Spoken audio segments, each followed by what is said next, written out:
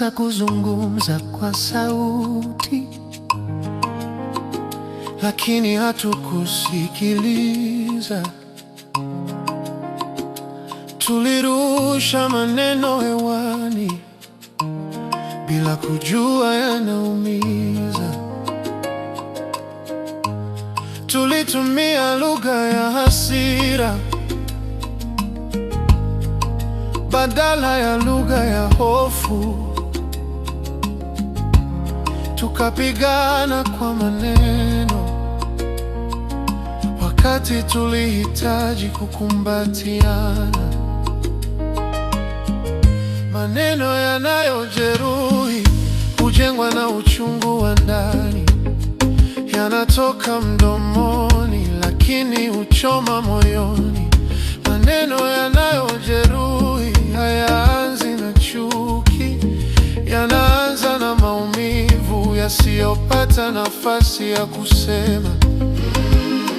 Tulimwita majina badala ya kuuliza anaumizwa wapi.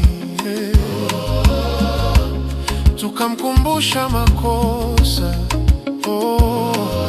badala ya kuomba msamaha. Tulizungumza kushinda, lakini hatukuzungumza kupona. Tukatumia ukweli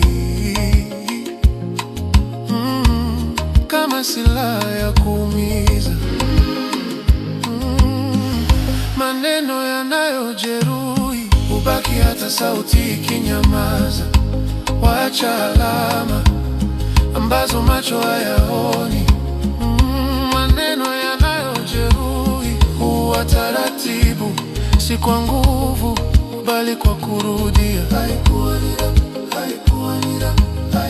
Haikuwa nia ya kuharibu, ilikuwa hasira iliyochoka. Haikuwa lengo la kuumiza, ilikuwa hofu iliyovuka mipaka. Tulihitaji lugha mpya ya kusema ninaumia, bila kumlaumu, bila kujitetea.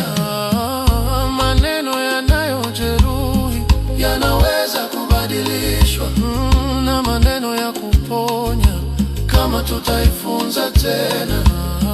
Tujifunze kuhesabu maneno kabla ya kusema, kwa sababu upendo husikia kila neno.